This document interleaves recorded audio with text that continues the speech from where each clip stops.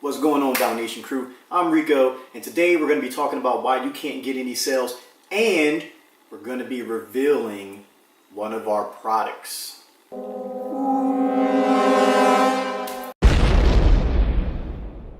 Alright guys, so we're going to get into it. We're going to talk about why you are not getting any sales, whether that's on Shopify, eBay, or Amazon. There's a few things that are exclusive to each platform on why you wouldn't be getting sales, and we're going to go through them. So Shopify, first and foremost, your store probably looks like absolute trash. That's probably why no one is buying from you. If people are actually going to your website and spending any amount of time on there but not buying anything, chances are your website looks like absolute garbage. People aren't going to buy from a website that looks like trash. Also, if your products aren't good, doesn't matter how good your website looks, no one's going to buy. And that's something that isn't unique to the Shopify. That actually spans all three of those platforms that I mentioned. Another thing with Shopify, if your ads aren't decent, you're not going to be getting any sales. Remember, Shopify, you need traffic. You need traffic. You have to pay for it. When you create a Shopify store, nobody knows about it but you and the man upstairs, maybe your mama. But for the most part, no one knows. So you have to get people to go to your store. And if you don't have a good product, you don't have a good layout, your ads are bad, people aren't going to either A, go to your store, or B, buy from your store. That's just the way it is. Those are the things that we generally see when we, talk to people through DM or email, whatever.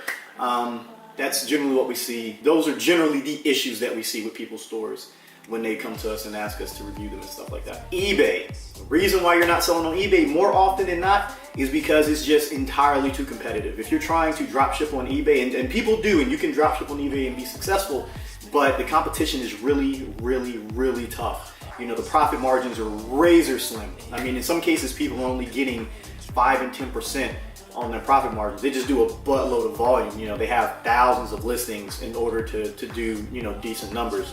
So more than likely, that's the reason why, you're not getting any sales is, you're going up against tons of people who are selling the same product at a much lower price point because, they get them from a different supplier than you do.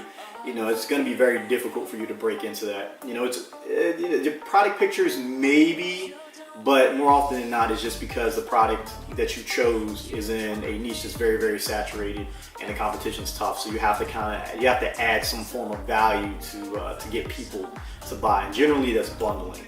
Bundling will be your ticket to get people to buy from you. But like I said, eBay, like I said in the previous video, eBay is what we use for like our returns.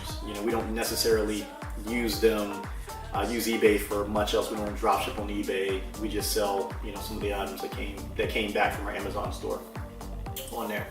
Why you're not getting sales on Amazon, and that can lend itself to both sides of the house, to Shopify issues and eBay issues.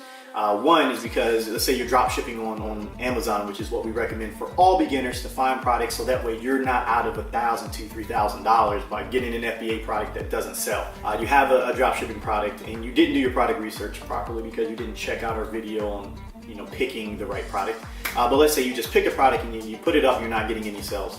Number one, it could be super competitive, and 90% of those listings are all prime. Chances are it's going to be hard for you to break into that category, that product category with your particular product, unless you add a buttload of value. I mean, you have to come in cheaper, bundle it with a buttload of items more than likely, or offer something that no one else has. And that's going to be very tough in this Amazon economy. Also, your price point, like you could have a terrible price point. If you are $5, $6, $7 higher because of your perceived value, that's going to be a tough sell. People looking like, I'm just not going to buy. Nope, not going to buy it. It's a crap product. Goodbye. Also, you could have terrible product images, and we've seen that a lot. Actually, we get tons and tons of messages on Facebook about. Generally Facebook, not necessarily Instagram, but on Facebook, we'll get tons of messages and people will be asking, what's wrong with my product? And we sell on Amazon. We don't need your product. We don't care. I'm like, look, you don't have to show us your listing. Just show us, your product photography, your product photo. And instantly, like, boom, it's done. I'm like, all right, this is why you're not selling. Like, your product images are bad. And a lot of people, believe it or not, do not do their own product photography or find a product photography service. It's absolutely terrible. You can check out KT9 Honey Badger Boost. Our video guy will put a link right here to KT9's YouTube. KT9's YouTube. You guys need to check that out. And actually, I'll put a link in the description too, so you guys can go to them for their Honey Badger Boost product photography. Real cool guys. They'll make sure that your products look good. But you got to have good product photography. You know, the people that show us some of their things, they just use the supplier pictures and then they blow them up, which in turn makes them look terrible. So if you get like a 400 by 400 picture and then you blow it up to 1,000 by 1,000 pixels, everything gets pixelated, just does not look good. And more often than not, if you got a bad product image, people aren't gonna buy it. They're gonna look like, oh, this is crap. You know, I'm gonna stay far away. I'm gonna buy something else that may be more expensive, but looks better, looks more pleasing to the eye. Also, you might not be selling because your product listing is not good. It's not optimized. Like, you might be missing keywords. You might not be descriptive enough. If you're getting questions on your product about, you know, the quality of it and stuff like that, you need to fix your product listing, period. Because people shouldn't have those questions. They should be able to look and be like, oh man, you know, it's made out of this, or it makes me feel good. You're selling to them. You're selling to them. All right? Remember that you're selling to them. You gotta help them. You gotta help them feel right here. Buying is an emotional experience. You know, we don't buy things just because. You know, I mean, you buy things because it makes you feel some type of way, regardless of whether you think about it or not. You know, like, I wouldn't buy a Pixel 2 XL just because. You know, I buy it because the Pixel line makes me feel good. I'm indoctrinated with Google. Google has made me feel valued, made me feel, you know, deep down in my loins. Also, it could be the products that you guys choose. And now I'm gonna show you what I'm talking about. Because this could go for all three. It could go for eBay, Shopify, or Amazon. So you guys are probably, you know, picking little products like this, you know, like SD card, you know, readers right here. You know, you pop in your SD card, put it into your computer. You guys are trying to sell products like this, you know, like random products, you know, that cost a couple dollars, you know, that people can go to Best Buy and pick up. I said, no, what? I got my 3 kids and we bounced out. We ain't gonna be in no fire, not today. Nobody really wants this. Yeah, nobody's gonna buy this. Same thing here. You know, you guys are selling like coffee mugs. We actually had someone show us coffee mugs, something similar to this. And I'm like, I could go to the dollar store and buy a coffee mug. But yeah, you guys are trying to sell things like this. What is this? What is this? Nobody wants to, like, people can go to the dollar store and buy a coffee mug. They can go to Target, they can go to Walmart and get a coffee mug.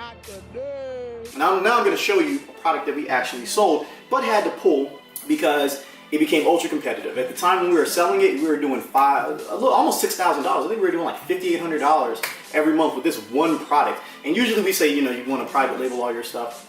We started drop shipping this product at first. You know, we have a real good supplier that had a stash. You know, now that this product is just about, you know, sold out, like it's no longer made, but he had a stash that was left over, and so we started drop shipping from him. And then once we saw it was viable, you know what we preach, you switch that mug over to FBA, start getting even more sales. So see this guy right here made us almost $6,000 every month for, I want to say, about 5-6 months straight.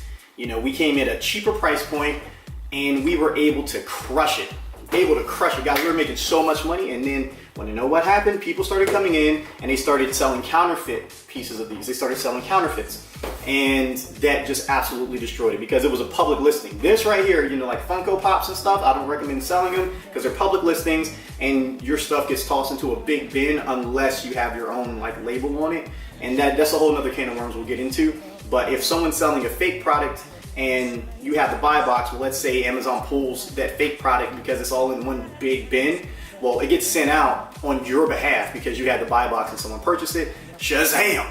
Now, when your customer gets it and they're like, oh, this is a scam product, this is a knockoff. Well, you didn't send in a knockoff, but it doesn't matter because a knockoff was sold under your name, and then, you know, you'll get in trouble for it and all this stuff. And it just became a big hassle because people started counterfeiting and stuff. So we actually still have a few of these. We'll probably be giving these out now that I think about it. We'll probably give these out to you guys, you know, for people in the video. Actually, if you guys watch all the way to the end, This right here, we're gonna actually give this one out. So all you have to do is comment Shinron. Comment Shinron, and boom, whoever comments first, we'll send this out to you. We'll get your information. But yeah, guys, so that is this is why you're not getting any sales. You know, you want to be selling things that elicit emotion, like that pop right there. You know, like Funko Pops elicit a lot of emotion. I'm not saying, like I said, don't sell Funko Pops, but products like that that'll elicit emotion, that'll get people hyped, that'll make people want to buy. That's what you should be selling. People, you know, are in love with a brand. You know, they're not necessarily in love with just a product. Like there's like Kylie Jenner's lipstick and makeup and all, whatever else. They're in love with Kylie Jenner. They're in love with her brand. I mean, I've seen the reviews. Her products get terrible reviews. Like 2 stars. You're like, oh, this is cheap, this is crap, this is whatever. But people are passionate because it's a brand. Because they feel connected to it. And that's what you guys need to establish. You're not selling just products. You're selling a brand. You're selling yourself. And you are a brand. Remember that. Never forget that. You're a brand. And so you want to present yourself as such. You want people to have an emotional connection. And that's how you're going to get sales. So all these sales you're not getting right now, yeah, it sucks.